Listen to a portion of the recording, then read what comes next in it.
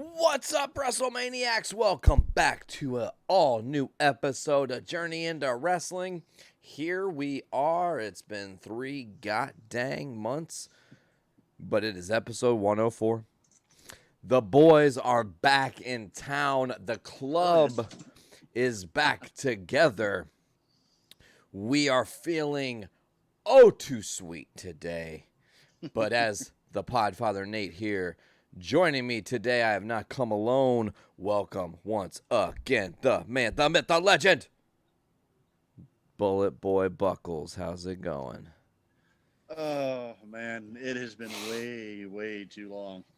We get more of an off season than the wrestlers do. Oh Well, no, unplanned, you know. no, no.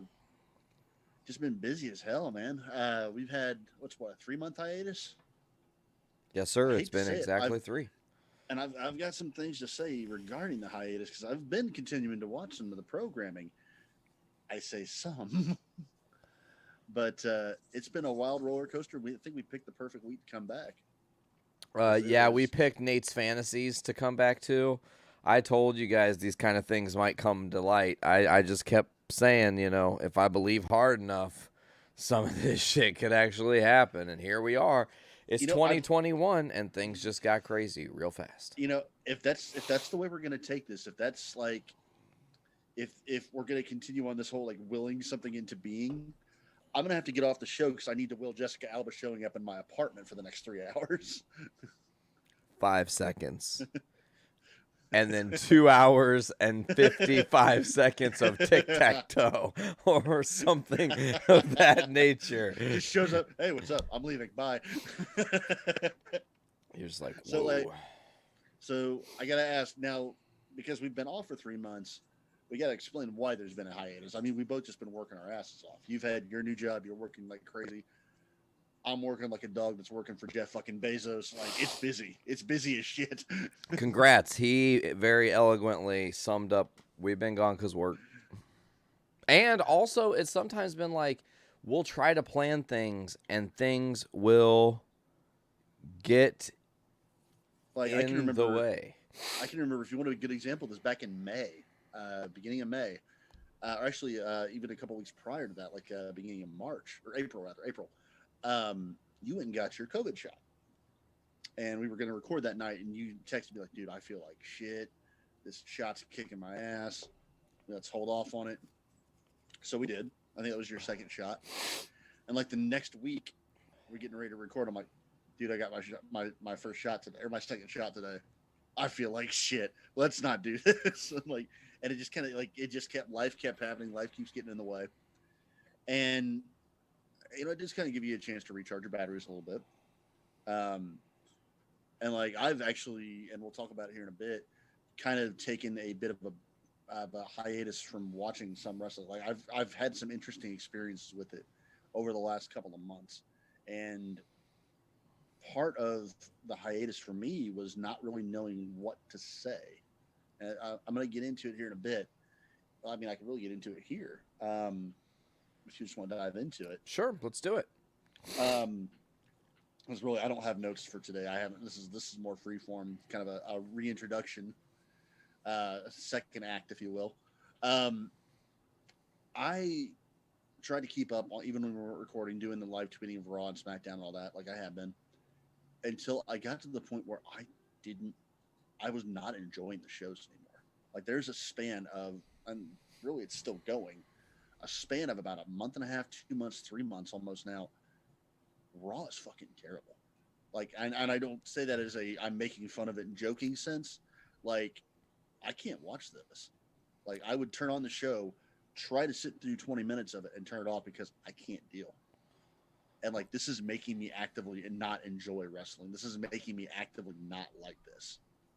And that shit kind of hit me, actually. Like, it bothered me.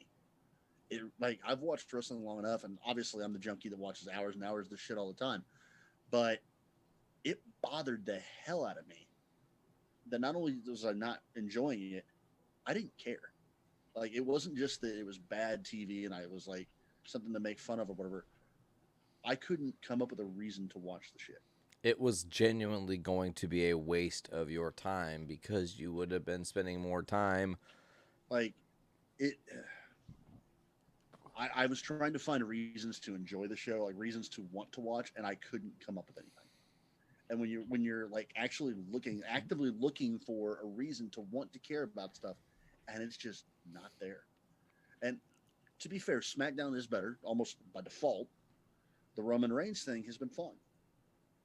The Roman Reigns character is the best thing in WWE, and there's some good to be had there. The Bianca Belair thing coming out of WrestleMania has been fun, but Raw is a dumpster fire.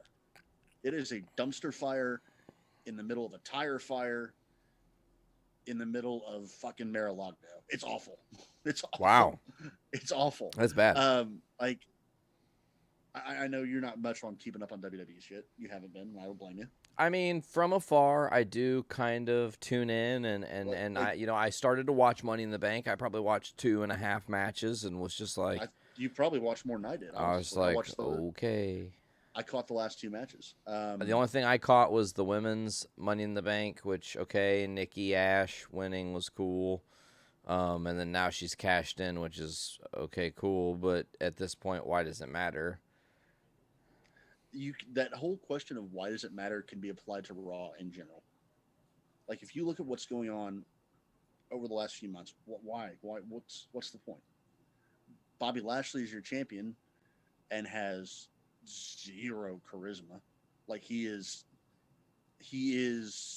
like watching Savage Hulk if Savage Hulk was bland as hell.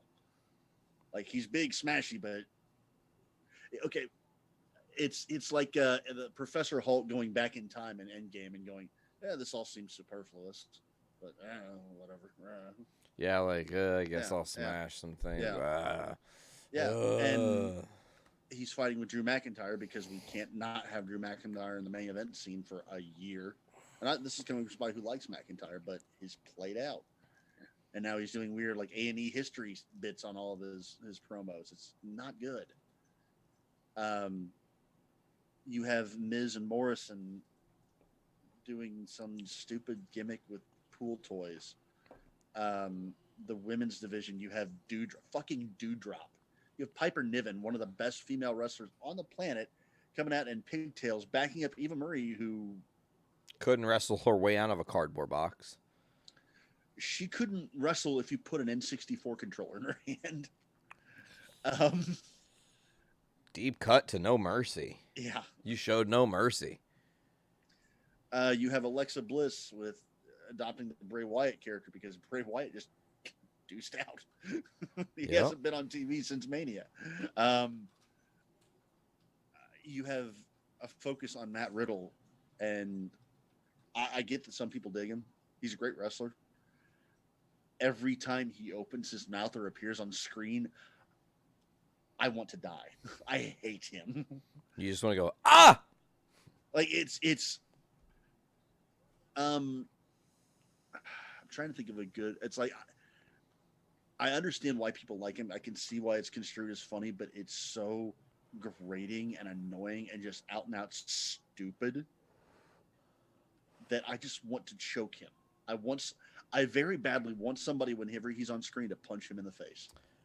Yeah, I mean, here's my thing. I feel that we could trudge through the mud of WWE's badness, right? Mm-hmm. And I think we could talk about their product all day, but nothing has changed. Literally, we left 3 months ago, and we were saying, what? This product is bad, right? Yeah. But the Reigns is one of the few things saving it. Okay. There's no tag. Nothing there's no tag division. There's no. Yeah. Nothing has changed. But one thing has changed. You first. We have fans again. That's not the thing that actually changed that bothered me. They had a mass exodus of talent.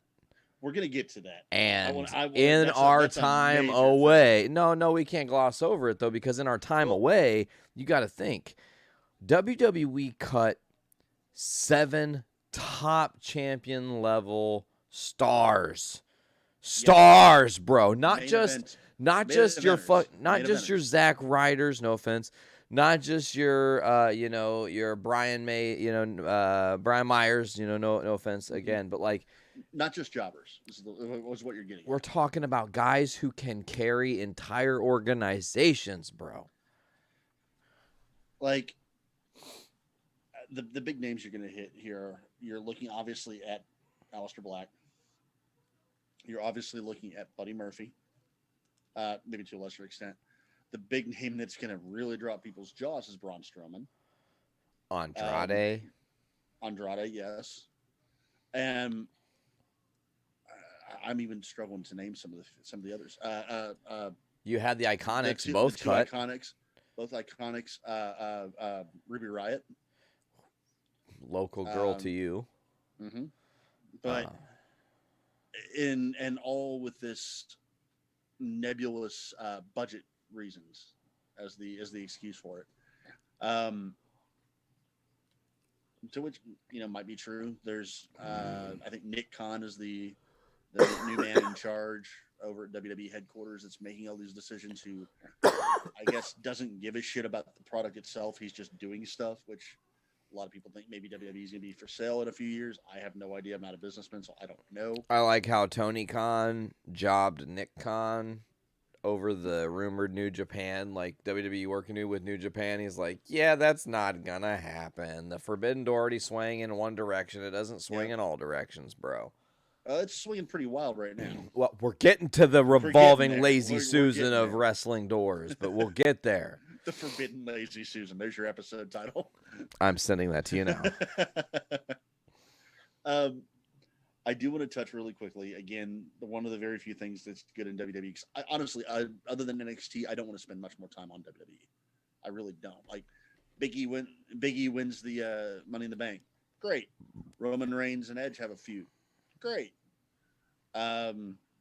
Nikki Cross wins a title. That's good. Too late though. I don't know, because the gimmick is so it's so cringy. The almost a superhero thing. You mean it's her dumbed down version of Mighty Molly? Well, I on the one hand, I want to shit on it because it is that cringy and it is the dumbed down Mighty Molly and all that shit. However, it's also apparently something that she put a lot of work into. It she pitched and it was her idea. So I can't really fault her for that. It's just not my cup of tea, and I keep waiting for the rug to get pulled out of her right out from under. I mean, I think that if I'm Nikki Cross, which is what I'm going to call her, she was better as Nikki Cross in my humble opinion. But I think that the thing that would be amazing to do is to have character development by turning her back heel eventually and villainizing this hero, maybe have her. And here's the way you do it. That is not a planned, like, oh my God, she betrayed X and now she's a villain, right? Because that's like the trope that they always do, Comes out with a chair, she's going to save her teammate, turns around and smacks her teammate in the head, like, God dang, But my thing is, what if Alexa comes out and she's like, Nikki, I need to talk to you. It's very important. And trances her, uses her funhouse magic, and that's what sets her on this dark path, similar to what Bray did to Alexa. So it's like continuing the cycle. It builds a story, I think. The sad thing is you say, you want to see her turn the gimmick to a villain and go the pro wrestling trope. You know what the first thing that popped into my head? She's going to turn the superhero gimmick into a villain. She's going to come out wearing a symbiote and eat somebody's fucking brain. It's going to be great. Nikki Venom. Nikki. Oh, okay, fine. You win that round. I do want to touch on the most recent Raw really quickly before we get away from it, because it is indicative of how much bad shit we've had.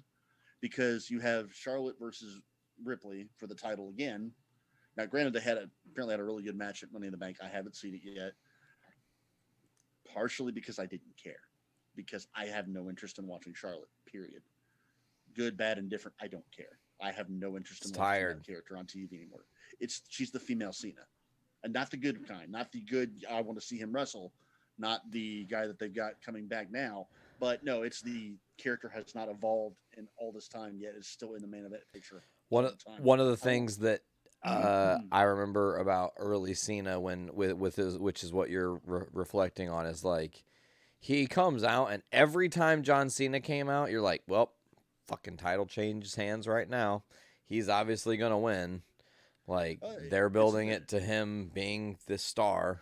The sad thing is the reason it's bad isn't because that necessarily happens. It's because you feel that way when she comes out. Whether or not they do a title change, and more often than not they don't. She doesn't win every match. You know, she's not getting booked to win everything.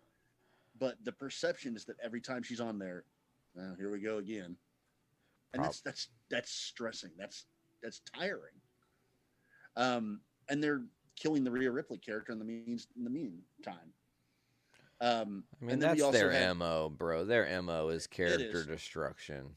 Yeah, that's why you bring back That's why you bring back. Go ahead. That's why you bring back Keith Lee after a 5-month hiatus. Yeah. Unexplained, big pop. Everybody's happy to see him, and they not only gets his ass kicked by Lashley, gets buried on the microphone by Corey Graves. She goes like, "Oh, he's been completely ineffective here," and then just deuces out when they bring back Goldberg. Again, second time he's had to do that because he did that for McIntyre as well. So Keith Lee, guess they don't care. And then on the subject of bringing back people or bringing in people to completely cut their legs off, we have Karrion Kross. Hey, random debut. Hey, we didn't even get any warning before the night. We just got a vignette saying, hey, Kross is going to be on the show tonight. Oh, cool. Oh, here's Jeff Hardy with no more words, which apparently that's a big deal. I don't know. Whatever. I wasn't there for Hardy's main event run, so that song means nothing to me. But here's Hardy, who's been jobbing for the last 4 months. On his way out the door. Seemingly. And then he beats Kross in like 2 minutes. You're undefeated, unbeatable, Gladiator NXT champion, deuces. Like 2 minutes, fluky pin, whatever. It's so bad that when they taped NXT over a couple nights ago, when Kross was on screen, the NXT crowd, who is traditionally a very Homer crowd, was chanting Hardy at him. They had to retape the segment. Jeez. Oh, and they bring him out without Scarlett, without the smoke machines, without anything. So completely ruining the mystique of the character. That's pretty much all he's got. Karrion Kross isn't the best in-ring technician. He's aura, he's presentation, which is fine. It's pro wrestling. It's what you're supposed to have. Yeah, except you can't just cut a guy's legs off like that. But I digress. No, Vince is like I was going to say, like for every 5 stars WWE creates, they kill 25 stars in the process. It's just baffling. It's baffling and it's disheartening and it makes you go, why do I watch?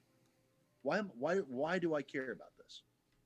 Well, we care because wrestling's about to get real interesting, Buckles. Let me say, we care because we want to care. While we were gone, you have been spending some time, and you know what I'm about to do right now on the screen, on our Twitter. You've been spending some time on that Twitter, and guess what, Buckles? Guess what? I had a post that went somewhat viral yesterday. You had a pretty viral post, and I only know because my phone, while at work, would not stop blowing up.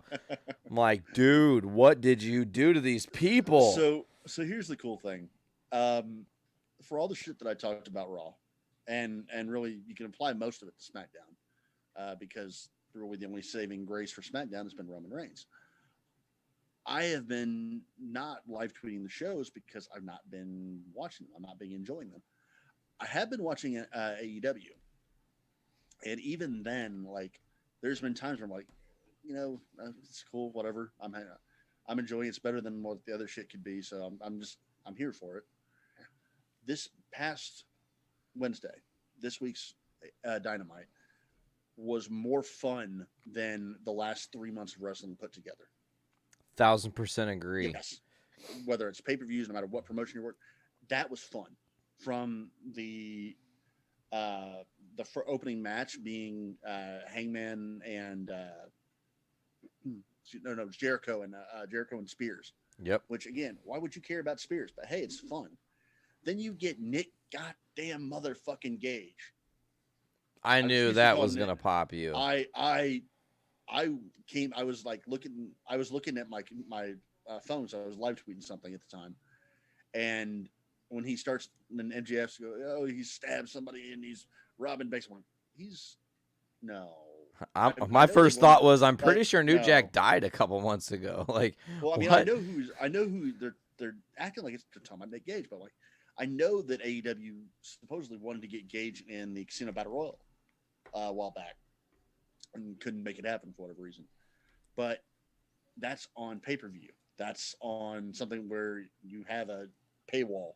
That's where you can edit or you can get away with swearing and some of the shit that Gage does or says.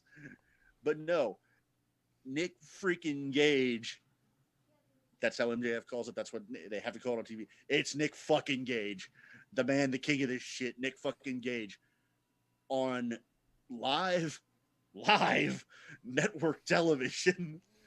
There's another tweet I sent out. The guy on the bleep button next week. He's gonna have to be like right on that motherfucker the whole time, because Gage will not stop talking during a match and will not stop swearing. I guarantee you that. And the look on Jericho's face of, oh shit, like not even like, oh man, that's a big pro wrestler. That's the Undertaker. It was like, that dude's fucking nuts. What? But bro, in these labors, because this one thing we need to talk about. While we were gone, the Pinnacle's become a big thing. They've been obviously going up against the Inner Circle, and there's been this great turmoil. Jericho just wants to get his hands on MJF, and kind of mirroring Jericho making, who was it? OC? It was MJF making Cody. Oh, MJF making, labors. that's right. MJF made Cody do the labors the last time. Yep. That's right. And there was the lashes and all that. So this time he says, the first one is the chair match with the chairman. He gets to use a chair. You don't. Awesome match. It was a lot of fun. Clever. Yeah. Yep. Then you get this, and it was no DQ against Gage. Yeah, of course. No rules match, right? So here's the thing, though. They pull a double clever that no one in, like, even when we were talking, neither of us said this, and it hit me, bro. They just brought Painmaker Jericho back amidst all this New Japan Pro Wrestling stuff at the same goddamn time that we've got all these factions really starting to bubble to a fevered pitch. Well, it's very interesting. First off, I have to make mention of something that the Painmaker character, Chris Jericho, will never not make me laugh. It will. I get the entirety. The purpose of it is to be his hardcore persona, and this is the crazy hardcore Jericho, whatever. But to me, and I think I put this up on Twitter as well. Mom, can we have the crow? We have the crow at home. And it's just Jericho in the Painmaker costume with the shitty looking little weeping thing. It's like, oh god, he's trying so hard. I love it. It's Dad Bod Jericho rediscovering his love of Slayer. Well, all I'm saying, bro, is they are about to ignite torches across, like, literally. I feel like WCW is like the what not to do against WWE. Like, you single-handedly took them on, spent all your money, didn't do it right, had decent storylines, had good talent, but did not push the future, right? AEW is like, hey, guys, and I've been saying this. I've been saying it for over a year of us doing the show together. Like, if you're going to beat WWE, you have to get everybody else together.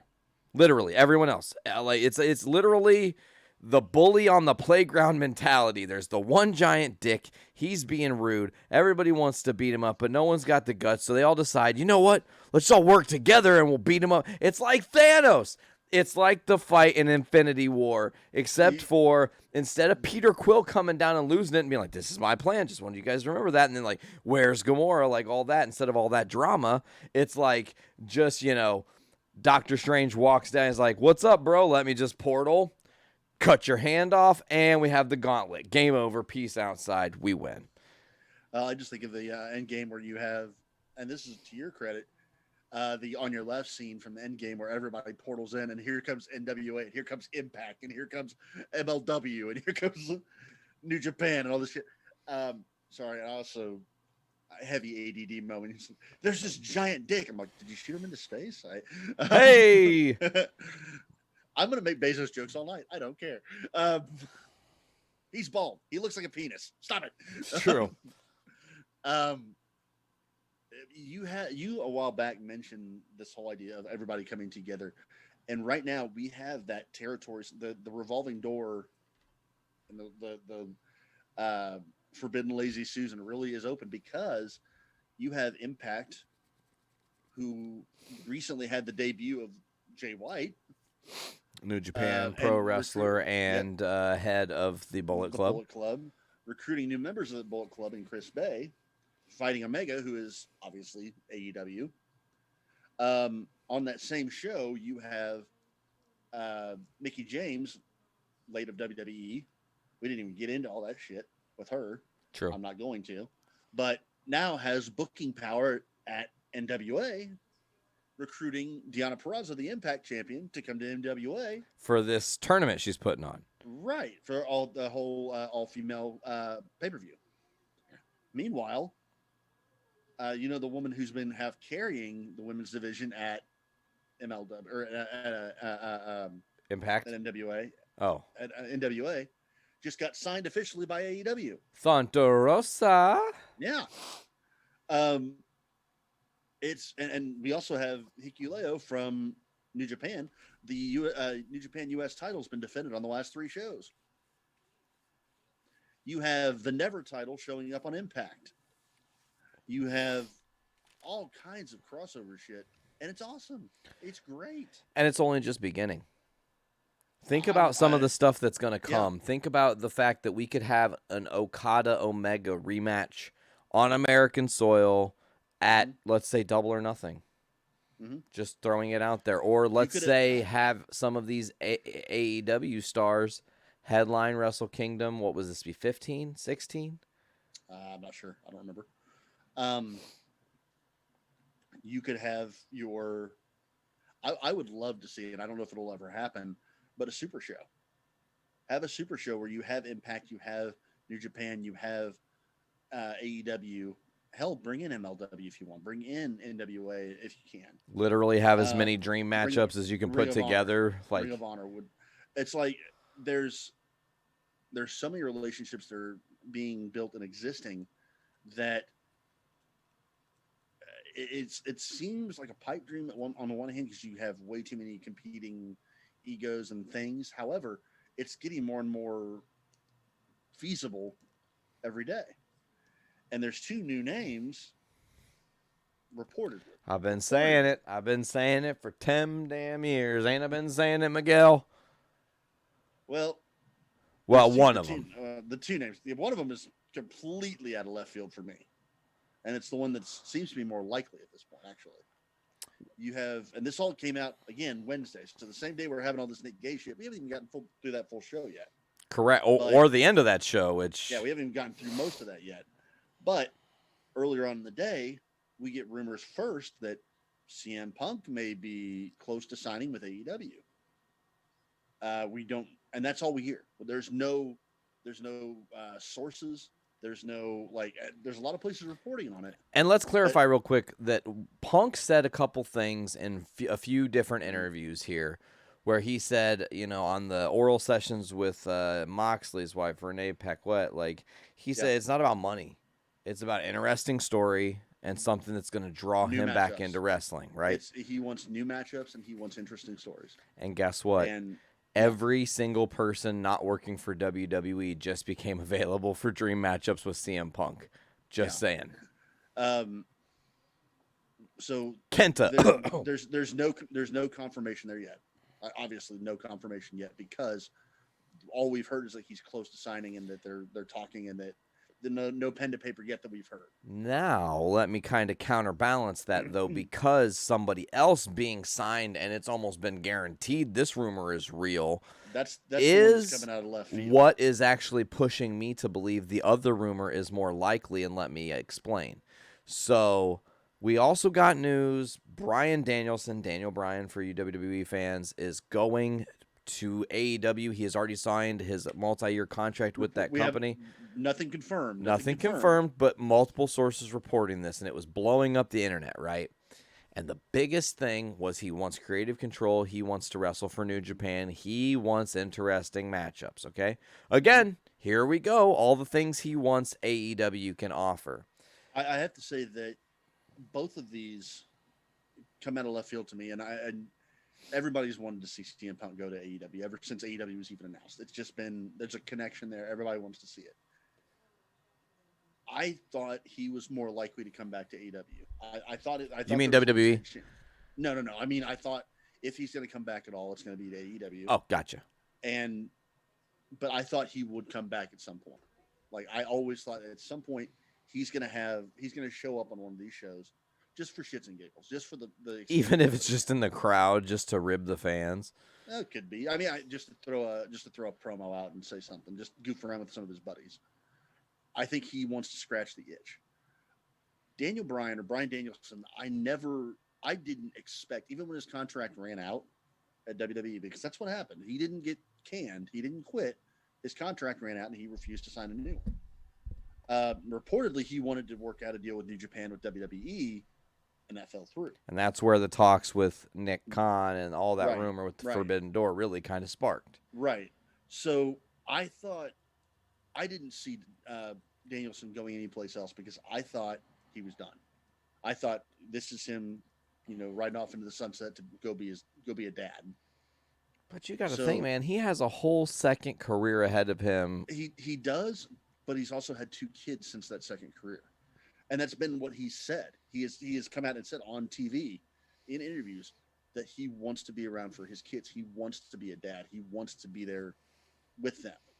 So when there was no news from him, like as soon as his contract ran out, I thought, well, maybe this is. And then would it surprise you at all, knowing what you know about Bryan Danielson, not the wrestler, but the person? Would it surprise you at all if he just rode off into the sunset? No. He's very humble, and it would be so like him to just not even announce his retirement and just be done. It fits him. He already had the emotional moment in the middle of the ring when he was on top and didn't want to retire. Now he's not in the sunset, I wouldn't say, but I think and he got to go out on his back like any wrestler would, putting over Reigns. Yep. So at Mania, the biggest match you can have. So for the announcement that he's damn near got pen to paper. Okay, that's coming way the fuck out of left field. I'm for it. Well, and it's beyond that, though, because they're tied to this rumor, and this is something that is very important to note. When this rumor came out, literally a part of the rumor stated that his debut will unquestionably be by September 22nd, which is the AEW Super Show in New York, right? It's if you're not going to debut him at All Out, which is the next pay-per-view in Chicago, if you're not going to debut him there, that's the next logical place to do it. You're not going to have him show up at Fight for the Fallen. You're not going to have him show up at, Road Rager or whatever. That's a name that you are putting some real weight behind.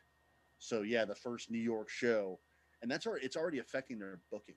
Like they're booking their sales. The amount of the tickets for that show they're not sold out. The New York show hasn't sold out yet, but tickets are going fast. The Chicago show has already sold out. All Out's already sold out. All 3 of those days sold out. Yes, but the price on the secondary market for those tickets is skyrocketing now because it's in Chicago.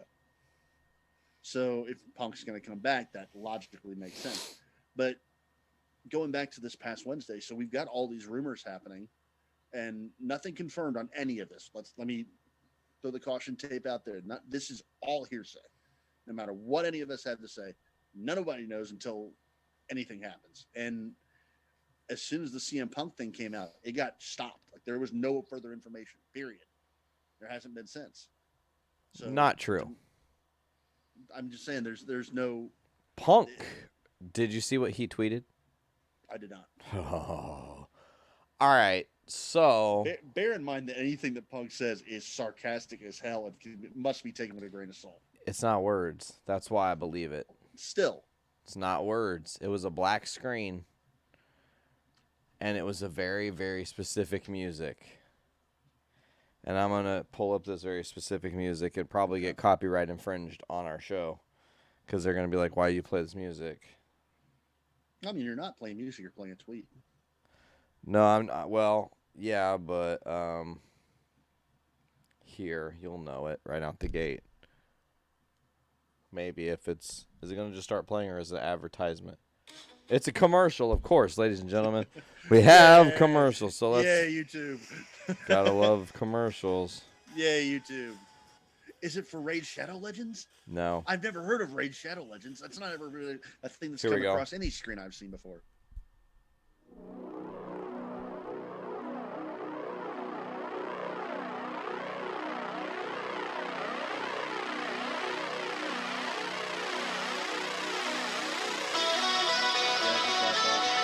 It's the Bulls music, right? And then Well, okay. the tweet said one thing, the last ride. And let me tell you, if there is ever a storybook Chicago moment in the history of professional wrestling, no disagreement. Okay, and let me double counter back on that with one last little mini thought. The Daniel Bryanson thing, saying that he's going to be debuting by, it didn't say on, it said by September 22nd, leads me to believe Punk will probably show up at All Out or at Rampage, because it would be huge to do Rampage being one of their earliest first shows. That first night, yeah. Really blowing the doors down, and then people going, now I have to tune into All Out. What the hell's going to happen? And then have DB show up to, like, counter Punk. Like, who do you think you are? You run here to try to start wrestling? Like, you thought you could escape me, bro? Nah. See, I don't think you're going to, that's just as, I don't think you're going to have Punk and Bryan interacting that much just because they want new matchups.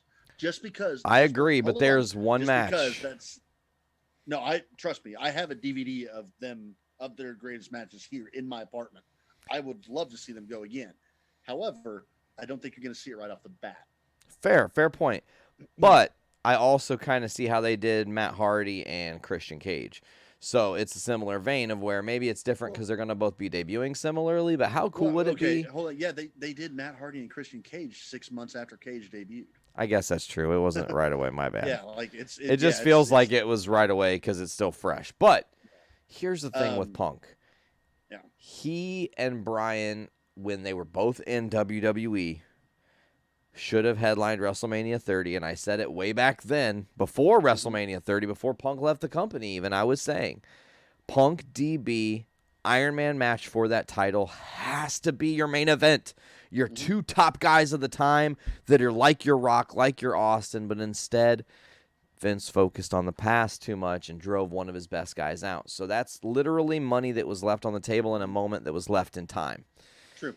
If you just say, hey, here's the thing that WWE never did. They never really properly gave these two a brilliant feud. It was all minimalistic when you think about it. They had a couple different feuds, but it was nothing that really was a year-long program like Triple H and Batista, or like a year-long program. How long did the feud with, or the program with Punk, Bryan, AJ Lee, and Kane last? That lasted damn near the better part of a year. Did it really? It felt like it. Bro, I don't. In some iteration, yes. Yeah, you might not be wrong, honestly, on that. That went on for a long time because you went from having AJ being the crazy girlfriend to GM by the end of it. Weird. Yeah. Super weird.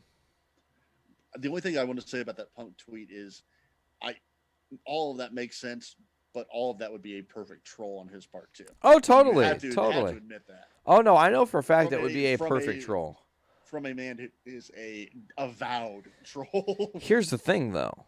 You cry troll so many times, at some point people are going to expect it, and then when you actually show up, you're going to surprise people. Oh, I know. And guess what? That could be right where we're at. We're right in the waters. They got you not sure. You know what I'm saying? So I know. Oh, I'm excited for all of it. Trust me. I'm excited for all of that because again, this is the same day. We have rumors of Daniel Bryan and CM Punk going to AEW all day. Within 20 minutes of the show opening, we have a Nick Gage showing up. By the end of the show. Oh, hold on. Then we've also got here's your second look at Malachi Black. Yeah, don't forget about that shit happening because WWE fucked up. I love that. Epic. I love that so much. I love it. Huge. In an era where we have lived, and Buckles, we've on and off talked about this stipulation as a part of your independent contract that you have with WWE. 90-day no-compete clause is just a standard thing. 3 months, everybody will forget about you. But you know what? Apparently, NXT does not get the same kind of treatment because they've got people that don't make the cut that don't stay that long, right? So when you have Aleister Black leave NXT, he moves up to the main roster. Somewhere in the paperwork, someone fucked up. It was 30 days, and they fucked up and forgot about it. And that 30 days turned into bigger than the Lex Luger moment in the start of the Monday Night Wars. Yeah, that turned into a huge fucking moment of Malachi Black, which I'm still getting used to the name. I kind of wish he'd just go back to Tommy End, but I don't think we've heard the end of that either. I like that they addressed him as both, though. It was like, hey, look, wrestling with a fresh coat of paint. They're not going to pretend he wasn't someone else. Well, no, I think they're actually playing like a schizophrenic type character with him. Ooh. Like a Faces of Foley type thing. Because did you see the vignette he released on Twitter earlier in the day? No. It's worthwhile. Check it out. Okay. It's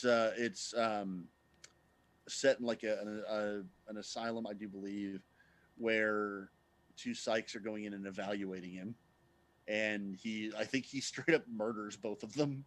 But he's talking about like they call him Tommy and Thomas End and all this, and he's no, it's Malachi Black. Like it's interesting. It's very cool.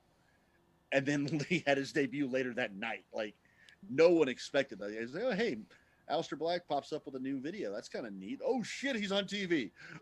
Whoa, that was a quick turnaround. I tell you what, though, my big excitement hit for. Go ahead. The reason I bring it up is that when he debuted, you had Excalibur mention Tommy End like 3 times, and then say this is not the same person that I remember. This is Malachi Black. So I'm wondering if they're doing when he's saying he's Tommy End, when he's crazy evil, he's Malachi Black. We could be getting a two-face thing here. That would be very, very clever. I want to see unfinished NXT business in AEW now. We have Andrade. We have Malachi. Make them do battle.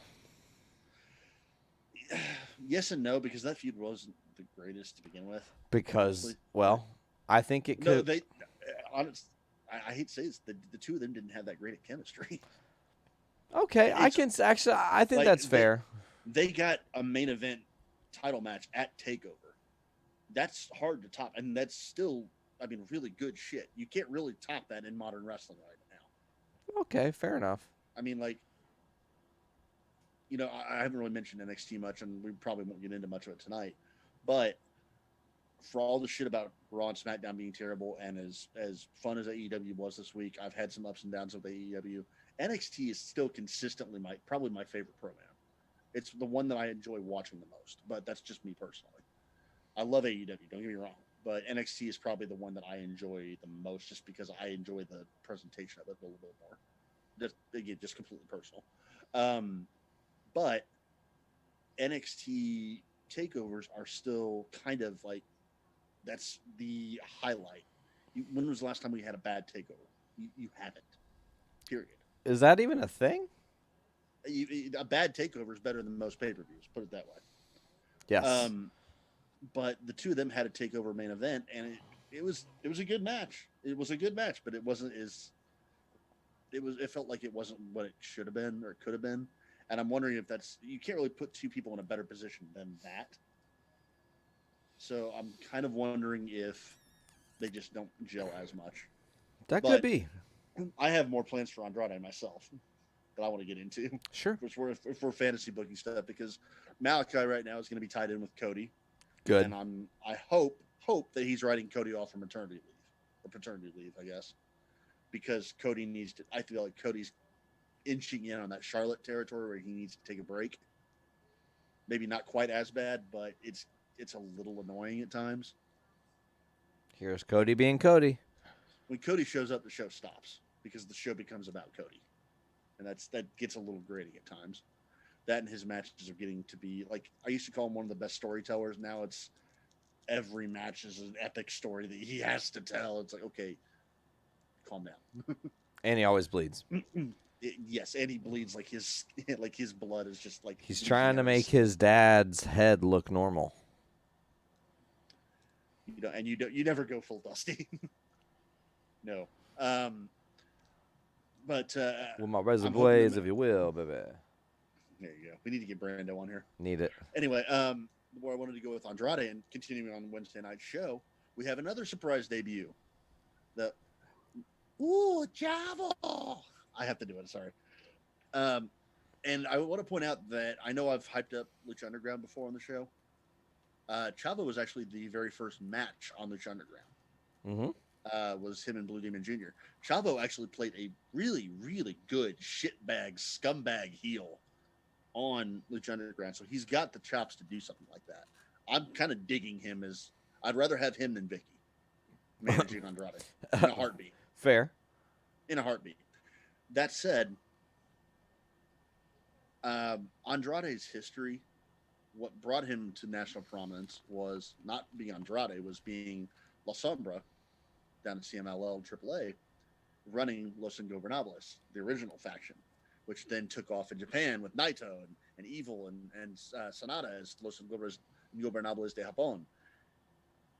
And then we get some interaction between Andrade and Penta and Phoenix. And I kind of want to see I want to see a Los Ingobernables in AEW with those three. Because we also have a Los Ingobernables, we have a La Facción Ingobernable faction in Ring of Honor with Rouge. You could have a global, you want to talk about super show, a super show of sorts later on down the road where you get everybody involved. I want to see De Japón versus AEW Los Ingobernables versus La Facción Ingobernable from ROH versus the originals down in COL or CMLL that are still there. I want to see all that shit. Give me that. I'm in. Yeah. We had a bomb ass women's title match Wednesday night. Britt versus Nyla. Mm-hmm. Britt's actually proving herself to be what they wanted her to be in the first place. Yep. They brought her out with the announcement of AEW to be the centerpiece of the division, and she kind of fell off a little bit. She wasn't quite ready for it. Now she has gone through the trials. She's gone through the tribulation. She's built her character. She's a hell of a better heel than she was a face. She's won the crowd's respect with her matches with Thunder Rosa. And now she is a centerpiece of AEW. Yep. They just need to bring the rest of the women's division up. They be chanting DMD all the time. Mm-hmm. Speaking of chants, great segue, because we also had the biggest standoff ever. Oh, I'm so excited, and I need this match to really happen. Give me Sting and Orange Cassidy all day long. You know what made that thing? You know what made that so much better? Not just having the crowd there to do the chant and do the screaming and everything when they did the half-hearted kicks. It was the very end of it when Sting goes, does his chest pound and just gonna like a gorilla on Thorazine. It'd just be funny to see him and OC like start slow like that with a slow pace, and then maybe like he's like, I'm gonna slap you for real once. Bam, hits him, and then it just like here's OC popping off like he does, and then we get both of them at a higher level. It would be really fun. The fun thing about that whole interaction, did you see what was going on in the background? No. Darby going, what the fuck are you doing? What, like Darby's kind of like a little emo kidding up that Sting is doing this instead of paying attention to his match. Yeah. And if we get Darby going full, pay attention to me, Dad, then we're going to get heel Darby, and I could kind of dig that. Could be cool. Darby, who, God, take a week off after doing dumb shit, man. Wow. Doing his coffin match and then coming back the next week and, hey, we're going to do it again. Against Wheeler Yuta. Beyond and Limitless Wrestling and current IWTV heavyweight champion, Wheeler Yuta. Hey, crossing over into the indies. I'm excited because here this weekend is GCW Homecoming, where we're going to get Gage versus Matt Cardona because 2022 is fucking weird. We're also getting a bunch of other shit because they're having the big 2-day Homecoming show in Atlantic City. GCW. It's going to be a lot of fun. Black Label Pro is announced for the weekend of All Out, the Second City Summit, or I think they're calling it Second City Summit. Black Label Pro and GCW are doing a series of shows there that weekend. Fun shit. Hell yeah. Wrestling's awesome, bro. It's actually Yes. getting really red hot. Like, it Yeah. was starting to peak. I like that fans are back. Hopefully we get to keep them. I don't know how long that's I going to know. I was just last. thinking that too. But I will say fans being back makes wrestling really wrestling again. You know, you're right for one. Here's another weird thing I kind of experienced with Raw, and this is one of those other things where like I kind of like it confused me and also like was really weird to deal with. That they just started having crowds again. What, a week ago, week and a half ago. Well, no, it was a week ago tonight. Was their first show back with crowds. First show outside the Thunderdome. And I got on to Twitter and on the message boards and shit, and everybody's losing their minds over like how cool it is to see crowds again, and how like people, I mean, like in tears, saying it was so cool. I'm like, I I didn't really feel anything. I guess for me, And I it's was weird. more excited and emotional because AEW's already had crowds back. Well, yes, but I mean, like, it was odd for me to see everybody's reaction like that and then not feel anything myself. And part of it's like I feel like I normalized the Thunderdome. I watched enough of it that it didn't bother me. Like seeing the faces on screens, obviously faces in the crowd, legit faces in the crowd is better. It's categorically, it's provably better than having LED screens with people. And you'll Again, never see Chris Benoit in the crowd. you might see a KKK guy because they are going to Florida. So, um, Don't slander Matt Gates like that, bro. I can't slander Matt Gates. I'm not a 15-year-old girl. Ooh. Anywho, fuck him, fuck that, fuck all of them. I don't care. Moving on. It was weird because I again, like, I should care more. Like, I feel like I should be more interested in this, and I'm just not. And it was really odd to like feel that. And like, they could have stayed at the Thunderdome, and I don't know if it would have mattered to me. And I feel weird saying that. Well, I think that comes back to the product's not very good. It could be. End of the day, WWE's product is bland crackers, bro. I mean, they don't have anything clever or creative at all, and they just are regurgitating old crap over and over and over again. Like, I do want to give the caveat that the Roman Reigns program has been fantastic. That storyline has been. No, I'm gonna call it out. The one thing I don't agree with. I listen, Roman, great. The fact that one of the Usos can get yet another DUI and it changes nothing. Nah, bro, I had an uncle killed by a drunk driver. That shit ain't cool. It doesn't play with me.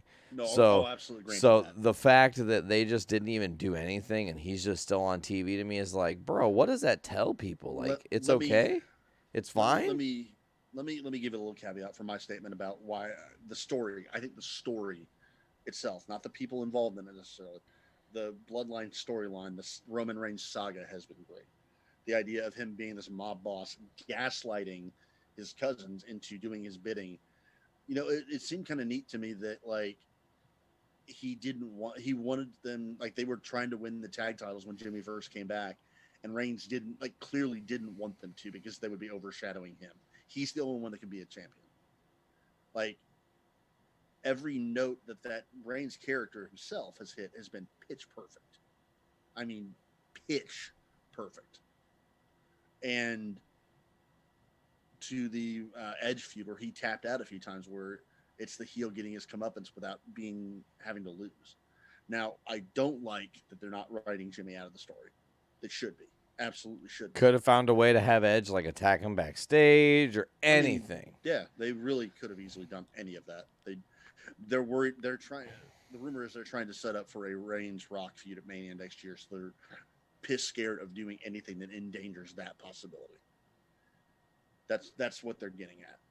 But I'm willing to give SmackDown a pass just because of Reigns, because that has been enjoyable. I mean, hell, even tonight, I watched the very first part of SmackDown. We haven't even really mentioned the fact that Cena's back. That's odd. I couldn't see him.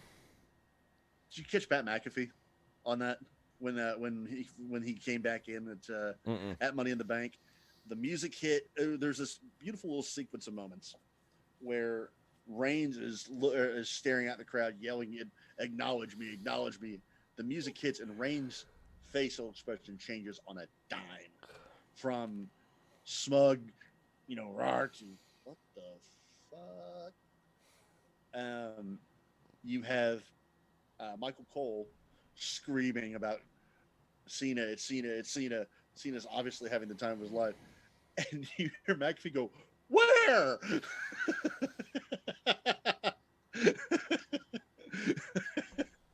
That's the other reason that SmackDown gets a pass, because God bless Pat McAfee. If you've not had a chance to watch SmackDown recently with McAfee on commentary, he's fantastic. It's pretty funny. He's good. Did you catch a couple weeks ago? They've been doing this Nakamura character with Rick Bugenhagen, or Rick Boogs now. His guitar playing manager of sorts. Are you familiar with this? No. So Bugenhagen is the guy that made a huge impact on NXT on the one show he was on by playing air guitar, and the crowd like freaking out over him. He's a legit guitar player. So now he comes out and he introduces and plays out Nakamura every show. And McAfee reacts to it like he's watching the second coming. So like he is standing up and like throwing water everywhere and like playing air guitar and standing on the. There was one, I can't remember if it was this past week or the week prior. He got up onto the desk and was sitting on Michael Cole's head and like jamming out, but like sitting on top of Cole's shoulders. And Cole is just like losing his mind because he doesn't know what to do. God. McAfee is just so uncensored. I'm not going to say uncensored, but unfiltered maybe. He is the guy that he's on his show, which is great. I guess Cole was actually on a show not too long ago and had a really good time too. But if I can find that link to McAfee's, I love Pat McAfee. I've made a point of saying that on the show before, but that was fun to watch, and he's fun to listen to. And Big E winning the briefcase is also the right call there too. So we got to switch gears and go back though. Yeah, I do. We got to go back to AEW. Well, this is the ADD show. This is us getting back in the groove here. And this is me getting excited about wrestling again, which I haven't gotten to do. The Forbidden Lazy Susan, bro. We're just turning the cabinet. So we left with Andrade and Chavo, and I'm trying to remember what came after that. I'm losing the sequence of the show here. I think it was main event time, bro. It may have been main event time, which was a Texas death match, which was a rematch of a Texas death match. Texas meth match is a completely different type of match. Both competitors take meth and see who lives the longest. That may be how you get Rick Boogs. You wonder why Cody's got white hair. It's not too many Texas meth matches.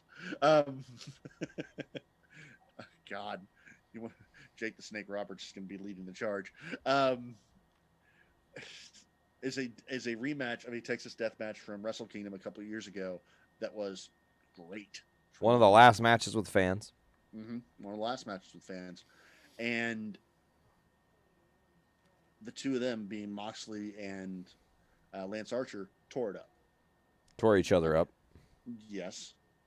I was faced with the eternal question of what is professional wrestling's obsession with Singapore canes, or the kendo sticks. I'd love to know what their budget is for them, because every ring seems to have 50 underneath them, no matter what promotion. They got to be cheap as hell, bro. You'd think 45 cents for a kendo Yeah, stick. you would think you can go get them for about 15 cents and a handshake down there. That's not what they call it. If you're grabbing the bamboo down there and paying 15 cents, that's not called a handshake, bro. It's called something else. That's a Singapore hand job, yeah.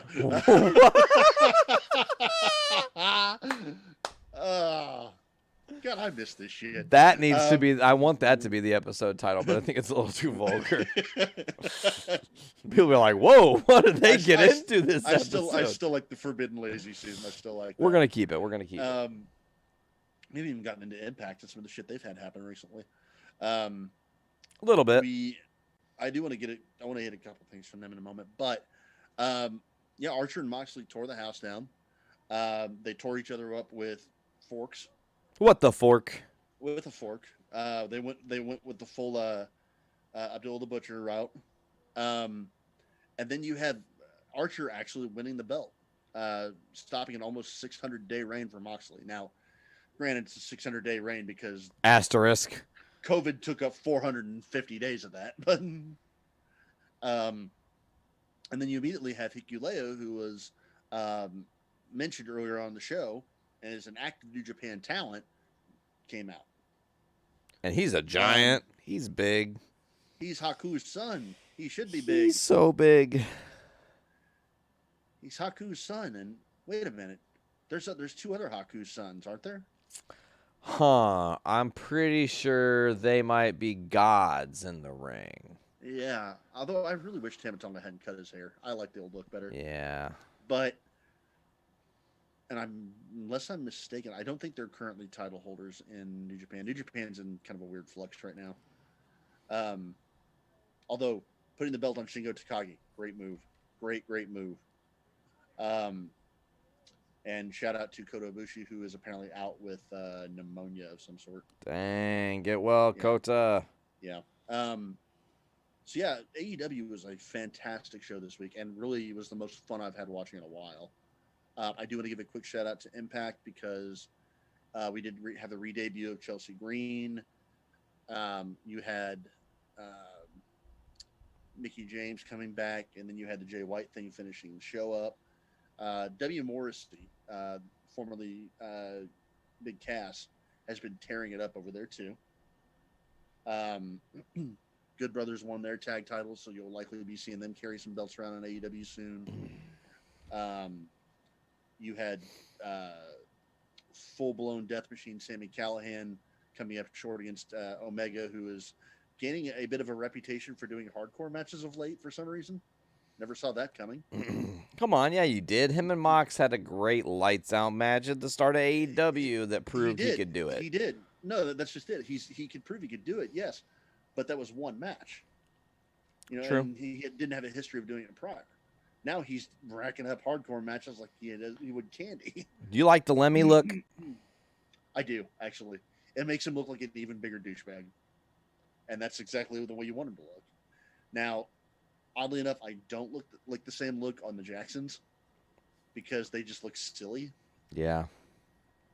But I think silly might be what they're going for because they're getting to the point where they're almost completely insufferable. Yep. Although none of them has the Dress for Success award like Luke Gallows, who routinely comes out and just makes you go, "What the fuck is he wearing now?" Like, yeah. I do want to specifically call out Nick Jackson because the full beard that he tried to do was really not a good look at all. And I don't even mean in the silly sense. I mean in the sense that he looked like one of those magnetic willy things where you can move the shaving around. And they took the hair that was supposed to be at his hairline and moved it to his chin. And it's not a good look. It looked very bad.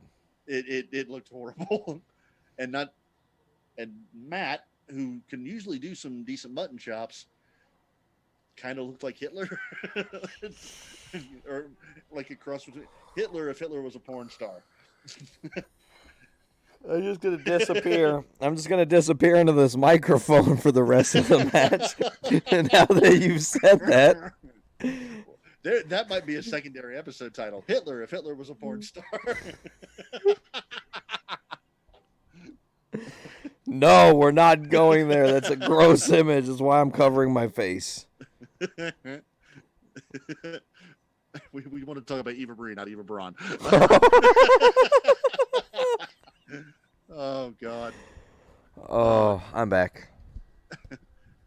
Yep. But yeah, it's been great. MLW is coming around to what they would call like a soft reboot of sorts. They've been signing people left and right, including Lee Moriarty, a name that I've told you to watch out for. Yeah.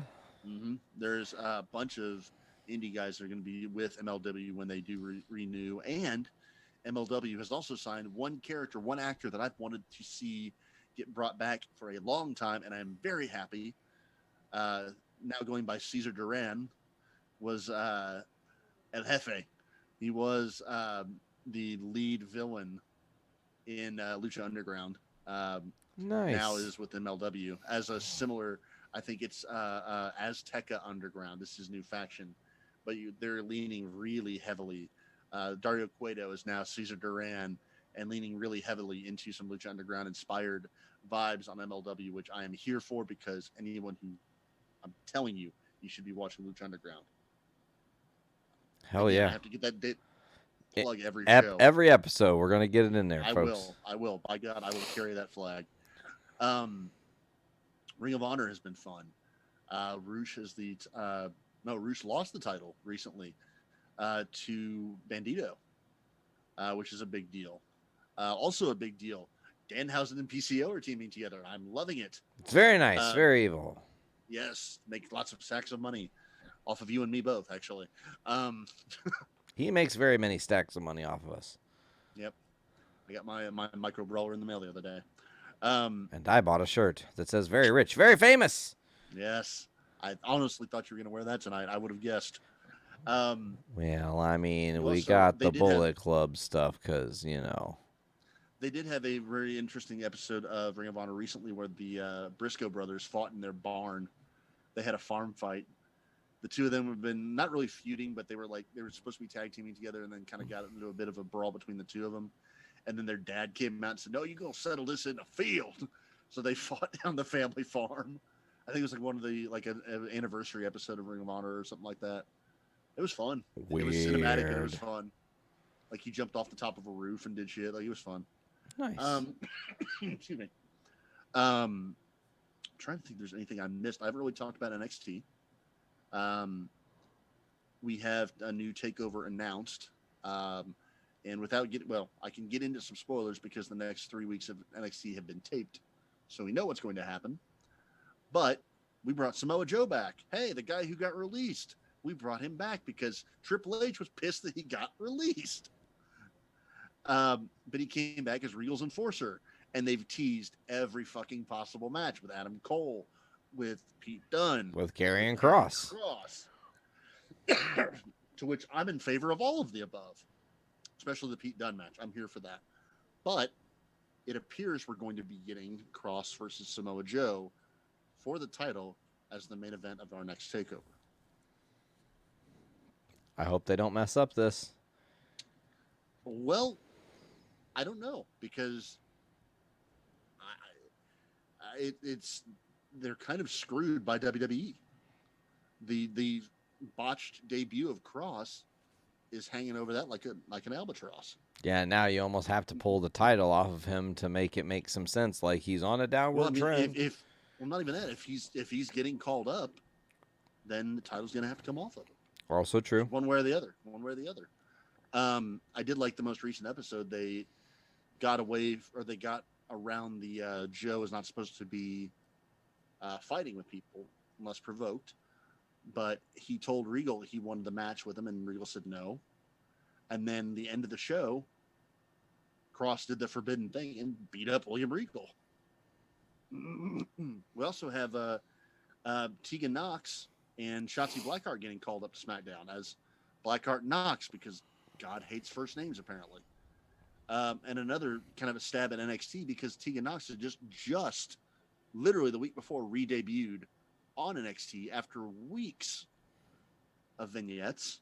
So a storyline was clearly planned for her coming back to NXT and then setting up a feud with Candice LeRae, who had knocked her out in the first place.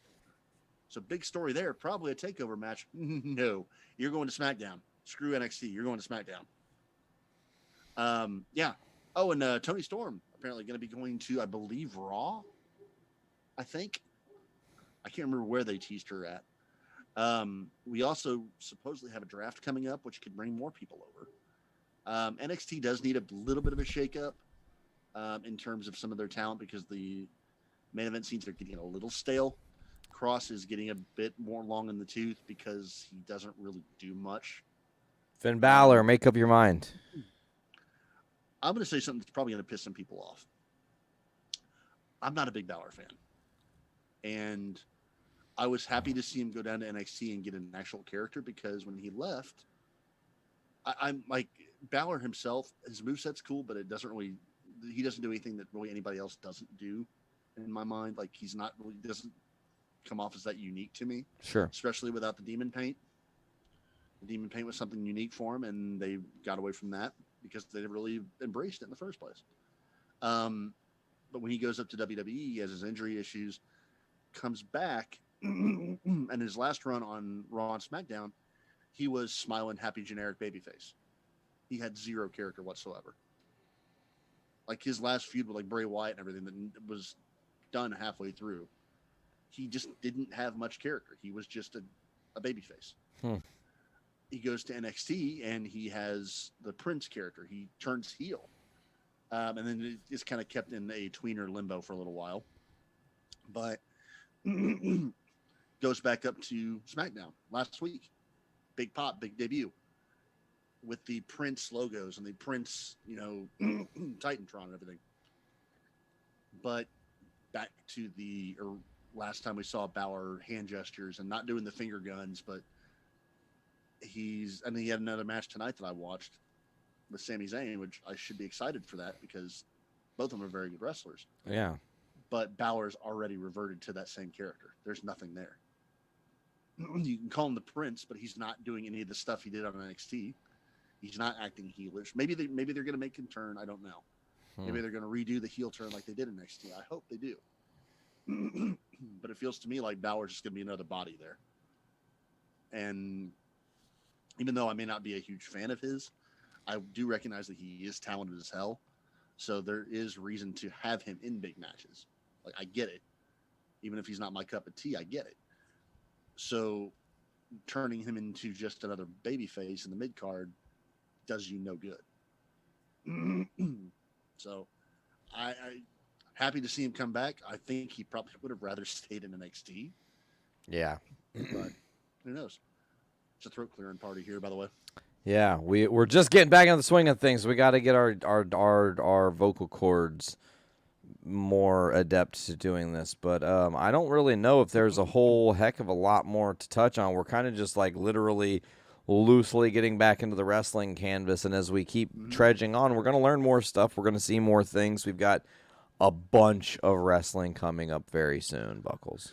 Well, you got to think, come September, you're going to have not only All Out, but you're also going to have the 90 days that were still 90 days coming to an end. Yeah. So then we will start to see, well, maybe we're going to get Fandango here. Maybe we'll get Braun. Maybe we'll get Braun. Although I tend to think Braun's not going anywhere because I think Braun's coming back to WWE. I don't know. If you're Braun Strowman and that company cut you like that, don't you go, no, I'm not wasting my time, especially if you've got both Paul White and Mark Henry who were integral in getting Braun over there. Two things. A, we don't know the circumstances of his release. Sure. We just know he got cut. Sure. So it could be, hey, we're cutting you. We'd like to bring you back for a smaller contract. The reason he got cut is because his contract was massive.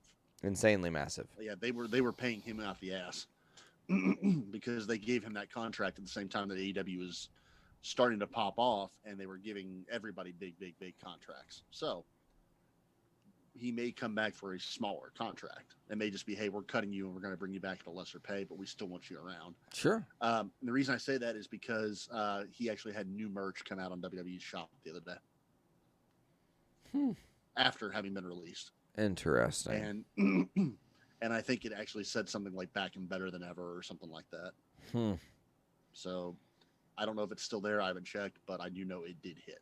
Well, we definitely need to look into that, I guess. So I do think, I get the feeling that Braun's probably going to be back in WWE.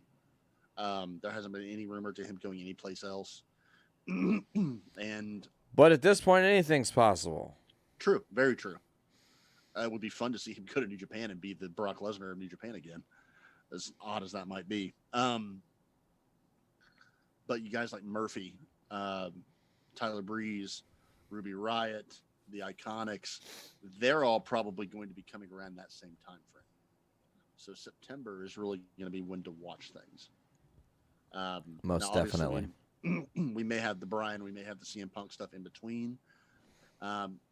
We have some of the earlier guys that got released that may start having theirs come up.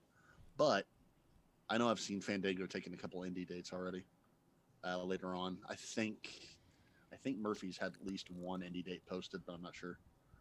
And there's a lot to see where that goes.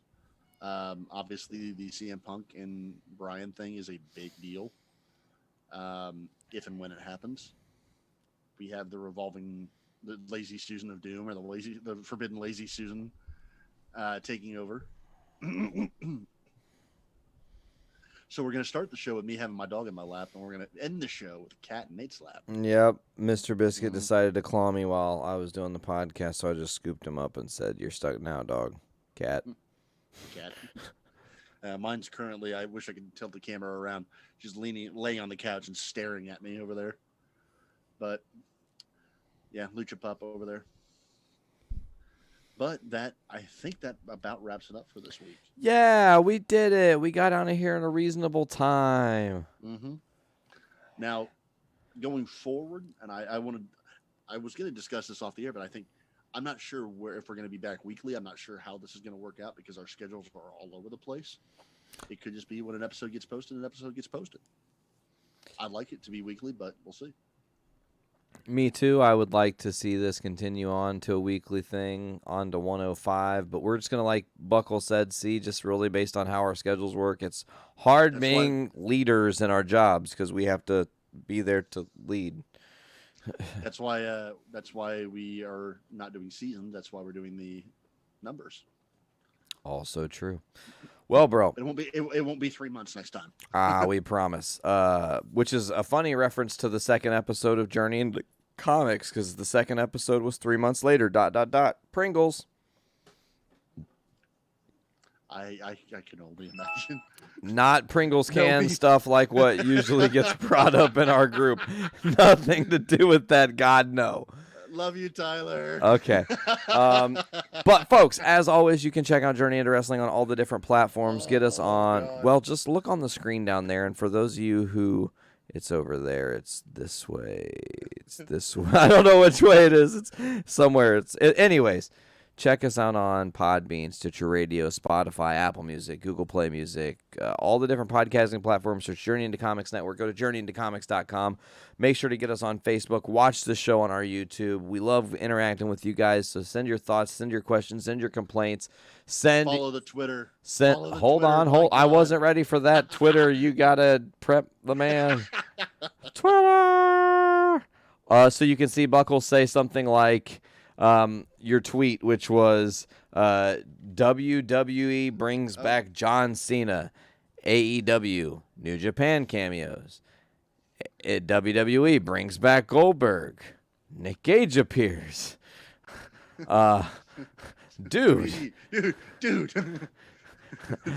Aleister Black, dude, stop. Daniel Bryan and CM Punk. Stop it, seriously. Like, bro, it's welcome to the world of Vince McMahon, where he thinks his trump card that's going to beat AEW in the ratings is Bill Goldberg in the year 2021. No. And here's the thing that's really crazy to kind of close on this is that we're in an era now too where everybody who has an opportunity to get signed can do something special for AEW, but you have a different world of wrestling where everybody sees this picture as let's go for, oh, my cats are deciding to go crazy. They're just, all these wrestlers are really going for the brass ring, and they want to change this industry, and I think we're actually seeing some pretty cool, prominent changes on the horizon. A lot of wrestlers are starting to realize that the be-all, end-all is not WWE anymore. Well, and that's another thing I want to say is, like, you got to realize, and I want people to stop saying this. Just because a wrestler worked for any amount of time at a WWE does not make them exclusively WWE talent, that every time they get signed by AEW, it's, oh my God, it was a former WWE guy. It's like, yeah, and he was also really the bigger thing. Daniel Bryanson getting signed, I don't care about his run in WWE. It's Daniel literally, Bryanson? You knew what I meant, Brian. Damn it. Bryan Danielson coming back, though, is like this indie darling that got really hot on the main circuit is now going back to not quite indies, but going back to his indie heart, and that's here's the argument against the AEW signing all the former WWE guys. It's because they're all former WWE guys. Because WWE Thank went out you. and signed every fucking warm body they could, even before AEW was a thing. They were signing indie wrestlers to NXT like they were going out of style. Yeah. And to their credit, they have great things that came to NXT from it. There's some really good shit with the NXT breakout tournament that I didn't even get to tonight. But when so many of those guys all get signed by WWE, when they get released, yes, they are all former WWE guys. They kind of have to be. Also, prior to AEW, there was no non-WWE. Even the Ring of Honor guys were former WWE guys. Even the MLW guys were former WWE guys. David Hart Smith, who was in MLW, is coming back to WWE. Deal with it. While we're on the topic of people on trying to squash dumb behavior, I will fully admit that I've admitted many times on the show, I've spent half the show talking about the fact that I can't stand WWE's programming right now. That does not mean that somebody else can enjoy or can't enjoy it. The fact that I may not like it, I like AEW, does not mean that somebody can't like WWE. Exactly. Just somebody doesn't mean somebody that likes WWE can't like AEW. Let people enjoy what the fuck they want to enjoy. The only people you should hate are Republicans. Hey, and we're all there. We all have agreed on the same fucking thing. Ladies and gentlemen. Let people enjoy wrestling. If you like it, you like it. If you don't, you don't. Enjoy what you want to enjoy. Fuck Wrestling the is pub everything. tards. Fuck the police. Whoa, also that true. Okay. All right, folks. On that note, we're going to dip out of here. We have been back for episode 104. It has been a great one. Yes, sir. You know what? Something hasn't happened on this show. Uh-oh. Something has not happened on this show. Uh-oh. And for once, I'm going to beat you to it. Uh-oh. Oh, he walked off. For Journey into Wrestling 104. I'll sign out for Buckles. I've been Nate, the Podfather. This has been JIW 104, the Forbidden Lazy Susan. We'll see you guys next time. Too sweet.